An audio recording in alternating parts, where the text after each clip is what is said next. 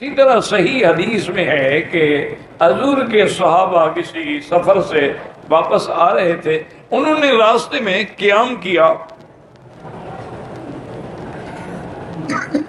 اور اس زمانے میں رواج بھی تھا، یاد رکھیں، اور حکم بھی تھا کہ اگر کوئی مہمان گزرے تو اس کو تین دن کے لیے کھانا دینا، ضیافت کرنی، یہ ضروری تھا۔ وجہ بھی تھی کہ اس دور میں کہاں یہ ہوٹل تھے اور کہاں یہ ریسٹورنٹ تھے، کہاں یہ دکانیں تھیں، کہاں یہ پیک کھانے تھے، تو آدمی محتاج ہوتا تھا نا کہ کیا کرے۔ اس لیے یہ ایک حکم تھا کہ جس بستی میں قیام ہو، بستی والے 3 دن کم سے کم ضیافت کریں۔ ہاں، اگر وہ امیر کہہ دے کہ بھی ہمارے پاس ہے سب کچھ، لیکن سنت یہی ہے کہ اگر کوئی ضیافت کرے تو قبول کی جائے۔ تو صحابہ نے ان کو بتلایا کہ ہم مسافر ہیں، سفر میں ہیں، اور ہمارے پاس کچھ بھی نہیں ہے کھانے پینے، تو آپ لوگ جو ہے ہمیں دیں۔ انہوں نے کہا جی ہم نہیں دیتے، نہیں ہے تو ہم کیا کریں۔ تھوڑی دیر گزری کہ ایک آدمی ان کا دوڑتا ہوا آیا، کہنے لگا حل فیکم راقٍ، تمہارے اندر کوئی ایسا بندہ بھی ہے جس کو کلام پڑھنا آتا ہو، رقیہ پڑھنے آتا ہو، منتر پڑھنا آتا ہو؟ انہوں نے کہا کیوں، کیا بات ہے؟ انہوں نے کہا کہ ہمارا جو امیر ہے نا اس بستی کا، اللہ کو بلائی، اس کو اطلب، اس کو بچھو نے کاٹا ہے، اور وہ پہاڑی بچھو ہوتے تھے، اللہ معاف کرے، بڑے زہریلے، اور پھر دیہات میں اس کا کون سا علاج تھا؟ تو ایک صحابی نے کہا کہ ہاں مجھے آتا ہے، میں پڑھتا ہوں رقیہ۔ انہوں نے کہا مہربانی کرو، چلو ہمارا امیر تک۔ انہوں نے کہا نہیں، اب آپ لوگوں نے ہمیں کھانے تک نہیں پوچھا ہے، اور ہم جا کر آپ کے امیر پہ جا کے پڑھتے رہیں۔ میں تو 40 بکریاں لوں گا اگر تمہارا امیر ٹھیک ہو جائے۔ انہوں نے کہا جناب ہم 40 دیں گے، چلو۔ وہ صحابی کو لے کے چلے گئے، انہوں نے آ کے پڑھا، اور پڑھنے کے بعد وہ دم کرتے رہے، ہاتھ پھیرتے رہے۔ تھوڑی دیر گزری تو اس نے کہا کہ مجھے آرام ہو گیا، تکلیف میری ختم ہو گئی۔ انہوں نے کہا جی کن سے؟ ہم نے انہوں نے کہا بالکل 40 بکریاں دو۔ 40 بکریاں لے لی۔ جب واپس آئے تو انہوں نے کہا بھائی ان میں 1-2 بکریاں ذبح کرو، کھانا پکائیں، کھائیں۔ کچھ صحابہ نے کہا بھی ہم تو کھائیں گے، اور کسی نے کہا کہ ہم نہیں کھاتے، اللہ عالم۔ کسی پر آدمی جا کے دعا پڑھے یا کچھ پڑھے تو اس کا بدلہ لینا، پیسے لینا، جیسے کوئی چیز لینا جائز بھی ہے کہ نہیں ہے، حلال ہے، پتہ نہیں حلال میں حرام ہے، ہم تو نہیں کھائیں گے جب تک حضور کو نہ بتائیں۔ بہرحال وہ صحابہ پہنچ گئے، کچھ نے کھا لیا، کچھ نے نہیں کھایا۔ حضور کی خدمت میں آ کے انہوں نے سارا واقعہ عرض کیا۔ حضور نے فرمایا اچھا پہلے تو تم یہ بتاؤ کہ تم نے کیا پڑھا تھا اس پر؟ انہوں نے کہا حضور میں نے سورۃ فاتحہ پڑھی، اور دم کرتا رہا، پڑھتا رہا، دم کرتا رہا۔ انہوں نے کہا تمہیں کس نے بتایا تھا کہ سورۃ فاتحہ پڑھنے سے یہ ٹھیک ہو جائے گا؟ انہوں نے کہا حضور آپ نے نہیں فرمایا تھا کہ اس کا نام شافیہ بھی ہے، شفا والی صورت ہے؟ حضور بڑے خوش ہوئے، اور آپ نے فرمایا کہ جو تم نے ان پہ اجرت لی ہے وہ بالکل حق ہے، حلال ہے، اور اگر ان میں کچھ باقی ہے تو میرے لیے بھی لے آؤ۔ اس لیے علماء کہتے ہیں کہ اگر کوئی عالم، کوئی بزرگ کسی وظیفے پہ، کسی تعویذ پہ کوئی اجرت لیتا ہے تو وہ حرام نہیں ہے، وہ جائز ہے، حتیٰ کہ شرط کر کے بھی لے سکتا ہے، جیسے صحابی نے شرط کی کہ میں 40 بکریاں لوں گا، پھر پڑھو۔ تو بہرحال یہ ہے کہ سورۃ فاتحہ جو ہے یہ بہت بڑی نعمت ہے، اور بہت بڑی عظمت والی سورت ہے، اور شفا۔ ایک دفعہ ایک صحابی آئے حضرت عبداللہ ابن عمر رضی اللہ عنہما کی خدمت میں، انہوں نے کہا کہ یا عبداللہ ابن عمر کیا بات ہے، حضور کے زمانے میں صحابہ فاتحہ پڑھتے، دم کیا ٹھیک ہو گیا بندہ، اب ہم 100 دفعہ بھی پڑھیں تو بندہ ٹھیک نہیں ہوتا، تو آخر کیا وجہ ہے؟ تو حضرت عبداللہ ابن عمر نے فرمایا اللہ کے بندے، قرآن وہی ہے، سورۃ فاتحہ بھی وہی ہے، اور اس میں شفا بھی وہی ہے، لیکن وہ پڑھنے والی زبانیں کہاں سے میں لے آؤں؟ وہ پاک زبانیں تھی، وہ پاک لوگ تھے، اندر باہر سے پاک تھے، رزق حلال تھا، صدق مقال تھا، اور وہ جو کچھ بھی پڑھتے تھے اللہ پاک اس میں شفا عطا فرماتے تھے۔ حضور پاک نے خود بھی صحابہ کو سکھایا کہ بسم اللہ ارقیک اللہ یشفیک عن کل داء یؤذیک۔ اسی طرح حضور نے فرمایا اعوذ بکلمات اللہ التامہ من شر شیطان وہامہ ومن کل عین لامہ۔ کئی حضور پاک نے دعائیں سکھلائی ہے، اور حضور پاک صلی اللہ علیہ وسلم نے یہ بھی فرمایا ہے کہ اگر کسی کو شدید درد ہے چاہے کسی جگہ بھی ہے تو اس درد والی جگہ پہ ہاتھ رکھ کے وہ پڑھے کہ بسم اللہ بسم اللہ بسم اللہ اعوذ بعزت اللہ وقدرتہ من شر ما اجد واحاذر۔ یہ 7 دفعہ اگر پڑھ لے اور دم کر دے تو درد اسی وقت ختم ہو جائے۔ اور اسی طرح حضور صلی اللہ علیہ وسلم نے فرمایا کہ اگر کسی بیمار کی عیادت کے لیے جاتے ہو تو اس کے پاس جانے کے بعد اگر یہ کلمات 7 دفعہ پڑھ کے دعا کریں اسأل اللہ العظیم رب العرش العظیم ان یشفیک، اسأل اللہ العظیم رب العرش العظیم ان یشفیک، اسأل اللہ العظیم رب العرش العظیم ان یشفیک، یہ 7 دفعہ پڑھ کے دعا کریں اللہ اس کو شفا عطا فرماتے۔ تو بہرحال یاد رکھیں کہ یعنی رقیہ جو ہے شرعیہ وہ پڑھنا جائز ہے، اور حتیٰ کہ علماء تو یہ بھی اجازت دیتے ہیں کہ اگر قرآن کی آیت لکھ کے کوئی بزرگ دیتے ہیں یا حدیث مبارک کے کلمات لکھ کے دیتے ہیں تو وہ تو تعویذ بنانا بھی جائز ہے، لیکن وہ کہتے ہیں کہ وہ تمام جو حضور نے فرمایا کہ حرام ہیں، شرک ہیں، وہ کافروں والے جاہلیت والے ہیں کہ وہ اللہ عالم اس میں کیا شرکیہ کلمات لکھتے تھے۔ اس لیے آج بھی اگر کوئی عبرانی میں ہے، سریانی میں ہے یا لکیریں ہیں اس پر اعتماد نہ کرے، خدا جانے کیا لکھا ہوا ہے۔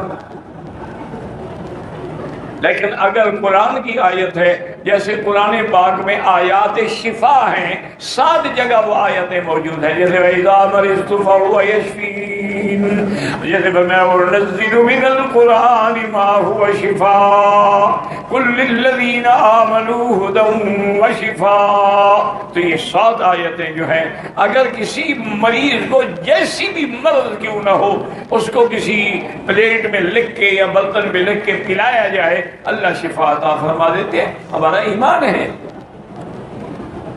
صرف شرط وہی ہے کہ پڑھنے والی زبان کون سی۔ اچھا اگر نہ بھی ہو تو بہرحال فائدہ تو ہوگا، اتنا نہیں ہوگا،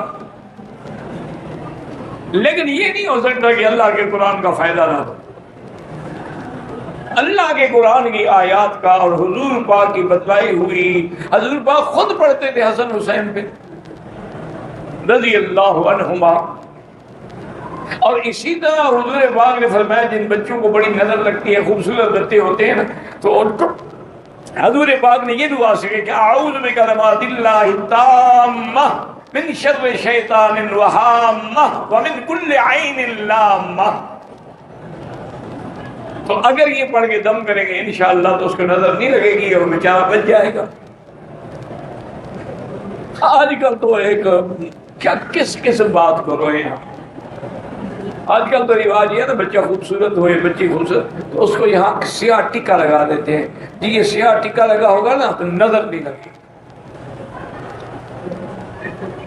یعنی سیاہی ایسی بدبخت ہے کہ نظر کو بھی نہیں آنے دیتی۔ پھر سیاہ کپڑے جو پہنتے اس کا کیا ہوگا، نظر سے محفوظ رہو گے۔ بس ایک رواج ہے، ایک باتیں ہیں لوگوں نے بنا رکھی ہیں۔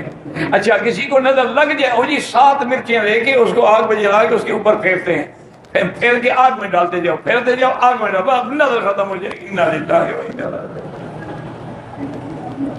حالانکہ حضور پاک نے نظر بد کا علاج بتلایا ہے، اور ہمارا ایمان ہے کہ نظر لگتی ہے۔ العین حق، حضور نے فرمایا کہ نظر پر حق۔ اور یہ بھی حضور نے فرمایا کہ نظر ایسی بلا ہے کہ یہ اونٹ کو دیگچی میں پہنچا دیتی ہے اور بندے کو قبر میں پہنچا دیتا ہے۔ انا للہ و انا الیہ راجعون۔ اچھا کسی بندے کی نظر لگتی ہو نا، اس کو کوئی چیز دیکھے تو فوراً کہنا چاہیے ماشاء اللہ ماشاء اللہ، پھر نظر نہیں لگی۔ کوئی کلمہ کہتی اللہ اکبر لا حول ولا قوت الا باللہ اعوذ باللہ، پھر نظر نہیں لگی۔ ایک صحابی غسل کر رہے تھے تو دوسرے نے دیکھا تو نے کہا او ایسا خوبصورت جسم تو میں نے دیکھا ہی نہیں، وہ صحابی گر گیا۔ صحیح حدیث رسول اللہ، حضور صلی اللہ علیہ وسلم بلاؤ اس کو جس نے یہ کہا تھا۔ وہ اس کو بلایا، اپنے فرمایا قتلت صاحبک، اپنے ساتھی کو تم نے مار ڈالا ہے۔ اب ایسا کرو کہ ایک برتن میں کھڑے ہو کے غسل کرو، وضو کرو غسل کرو، حتیٰ کہ یہ بھی کہا گیا کہ استنجا بھی کرے۔ اور وہ پانی حضور نے فرمایا جو پانی اکٹھا ہو نا، وہ جس کو نظر لگی اس کے اوپر ڈال دو۔ صحابہ کہتے ہیں ہم نے اس کو غسل کرایا، پانی لیا، اس کو بس پانی ہم ڈالتے گئے، اٹھ کے کھڑا ہو گیا، نظر ختم۔ تو اگر تو تمہیں پتا ہو نا کہ اس کی نظر لگی ہے تو پھر تو یہی علاج ہے کہ اس سے کہو بھی جلدی جلدی وضو کرو یا غسل کو پانی لے کے ڈالو، نظر ختم۔ اور اگر پتہ نہ ہو کیا پتا کس کی نظر لگی، اچھا خود حضور پاک کو نظر لگانے کے لیے ایک بڑا کافر بدبخت مشہور تھا، اس کو لے آئے کہ حضور کو نظر لگاؤ۔ اچھا یہ نظر بھی ایسی بدبخت ہے کہ آدمی بھوکا ہو نا تو زیادہ اثر کرتی ہے۔ وہ 7 دن بھوکا بیٹھا رہا حضور کو نظر لگانے کے لیے، لیکن حضور پہ نظر نے اثر نہیں کیا۔ وجہ یہ ہے کہ اگر تم جان کے نظر لگانے آؤ گے تو کبھی نہیں لگے۔ یہ قرآن میں ہے، یعنی یہ کوئی الحمدللہ ہم کس سے کہانیاں نہیں بیان کرتے۔ وَإِن يَكَادُ الَّذِينَ كَفَرُوا لَيُزْلِقُونَكَ بِأَبْصَارِهِمْ لَمَّا سَمِعُوا الذِّكْرَ وَيَقُولُونَ إِنَّهُ لَمَجْنُونٌ وَمَا هُوَ إِلَّا ذِكْرٌ لِّلْعَالَمِينَ۔ اللہ نے فرمایا بدری یہ کافر چاہتے ہیں کہ نظر سے آپ کو پھسلا ڈالیں، کچھ نہیں کر سکتے آپ کا، اور آپ کو دیوانہ بھی کہتے ہیں۔ تو اللہ کی شان دیکھو، جس کو نظر بد لگ جائے اس کا علاج بھی یہی آیت ہے کہ یہ آیت مبارک جو ہے اس کو ہر نماز کے بعد 7 دفعہ پڑھ کے دم کرتے رہیں، انشاءاللہ نظر بد کا اثر جو ہے وہ ختم ہو جائے گا، کیونکہ نظر تو لگتی ہے۔ بڑا عجیب ایک لطیفہ ہے، حضرت تھانوی رحمۃ اللہ علیہ کی خدمت میں ایک آدمی آیا، وہ تھا کچھ پروفیسر ٹائپ آدمی، کالجوں کے پڑھے ہوئے، تو اس نے آ کے حضرت کی خدمت میں کہا کہ حضرت یہ جو ہم سنتے ہیں اور آپ لوگ بھی کہتے ہیں کہ بزرگوں کی نظر میں بڑا اثر ہے، یہ کیا ہے بزرگوں کی نظر میں اثر کیسے ہو گیا؟ حضرت تھانوی تو بہت بڑے علم والے تھے نا، اللہ نے ان کو بہت بڑا علم بھی دیا تھا، حلم بھی دیا تھا، تقوی بھی دیا تھا، اور تزکیے کے بھی وہ آخری مقام پہ تھے۔ تو حضرت نے بڑے آرام سے اس کی بات سنی، کہا پروفیسر صاحب تمہارا کچھ مطالعہ ہے؟ انہوں نے کہا ہاں جی میں نے فلاں کتاب پڑھی ہے، فلاں کتاب لکھی ہے، فلاں کتاب پڑھی ہے۔ نے فرمایا اچھا کہیں تم نے یہ بھی پڑھا ہے کہ نظر بد لگتی ہے؟ ہاں یہ میں نے پڑھا ہے، ایک تفسیر میں نے پڑھا ہے کہ جب حضرت یوسف علیہ السلام کے بھائی جانے لگے مصر کی طرف تو ان کو اپنے والد نے ایک وصیت کی کہ لا تدخلوا من ابواب واحد وادخلوا من ابواب متفرقہ، میرے بیٹے جب مصر میں جائیں نا اکٹھے نہ داخل ہو، کوئی ادھر سے کوئی ادھر سے، کیونکہ 10 جوان خوبصورت جمال والے جائیں گے تو کسی نہ کسی کی نظر تو پھر لگے گی۔ تو انہوں نے کہا جی وہ نظر لگتی ہے، یہ میں نے پڑھا ہے۔ تو آپ نے فرمایا اچھا بھائی پھر بری نظر تو لگتی ہے، اچھی نہیں لگتی؟ پروفیسر صاحب ٹھنڈے ہو گئے، انہوں نے کہا بری نظر اگر کسی کو لگتی ہے اور وہ زندہ کو مار ڈالتی ہے تو پھر اچھی نظر کیوں نہیں لگتی؟ اس کا معنی یہ ہے کہ نظر نظر ہے، اچھی ہوگی تو اچھی ہے، بری ہوگی تو بری ہے، نظر میں تو اثر اللہ نے رکھا ہے نا۔ اللہ تبارک و تعالی رحمتیں فرمائے بزرگوں پہ، کروڑوں اور بڑی چھوٹی چھوٹی باتوں سے وہ مسئلہ حل کر رہے تھے۔ ایک اور اسی قسم کا پروفیسر صاحب آیا، گرمی کا موسم تھا تو وہ پنکھے ہوتے تھے اس زمانے میں، ایک لکڑی باندھ لی، اس پہ کپڑا ڈال دیا اور رسی سے کھینچتے رہے، کوئی بجلی تو ہوتی نہیں تھی نا، تو ایک آدمی رسی کھینچ رہا تھا، وہ آیا کہنے لگا حضرت یہ جو آپ لوگوں نے بنا رکھا ہے کہ بزرگوں کی صحبت اختیار کرو، اللہ والوں کی صحبت اختیار کرو، اللہ والوں کے پاس بیٹھو، اللہ والوں کی صحبت میں اثر ہوتا ہے، اگر آپ عمل اپنے لیے کرتے ہیں ہم بھی اثر کس بات کا ہوتا ہے؟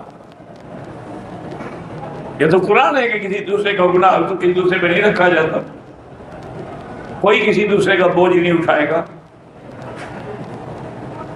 حضرت بڑے حوصلہ بڑا تھا حضرت میں، آپ سنتے رہے، اور سنتے کے بعد جب اس نے بات ختم کر دی تو فرمایا پروفیسر صاحب یہ آدمی جو پنکھا جل رہا ہے یہ میرے لیے جل رہا ہے یا آپ کے لیے؟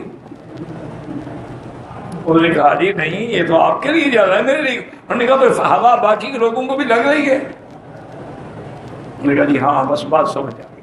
انہوں نے کہا یہی فائدہ ہوتا ہے اللہ والوں کی صحبت میں، پنکھے والوں کے پاس بیٹھو گے تو ہوا تو لگے گی۔ اسی لیے حضور نے فرمایا نا کہ خوشبو والے کے ساتھ دوستی رکھو، عطر خریدو گے نہیں تو خوشبو تو آئے گی۔ کسی لوہار کے ساتھ دوستی نہ رکھو اور نہ بھی چاہے تو کوئی چنگاری اڑ کے تمہیں جلا ڈالے۔ مانا ہے برے کے ساتھ، یہ تھوڑا ہے کہ لوہار کے ساتھ نہ رکھو، لوہاروں میں بھی کئی اللہ والے ہوتے ہیں۔ مقصد یہ ہے کہ برے کے ساتھ رکھو گے تو برائی تمہیں بھی لے ڈوبے گی، اچھے کے ساتھ صحبت رکھو گے تو وہ تمہیں بھی اچھائی کی طرف لے جائیں گے۔ تو اس لیے ہمیشہ یاد رکھیں کہ سورۃ فاتحہ جو ہے یہ بڑی شان والی ہے، اللہ کا قرآن سارا شان والا ہے، اور اس کی ظاہری برکتیں بھی ہیں، باطنی برکتیں بھی ہیں، اس کا روحانی معالج بھی ہے، امراض کی شفا بھی ہے۔ جب شرک جیسے بیماریوں کی شفا ہے تو چھوٹی موٹی بیماری تو کوئی حیثیت ہی نہیں رکھتی ہے۔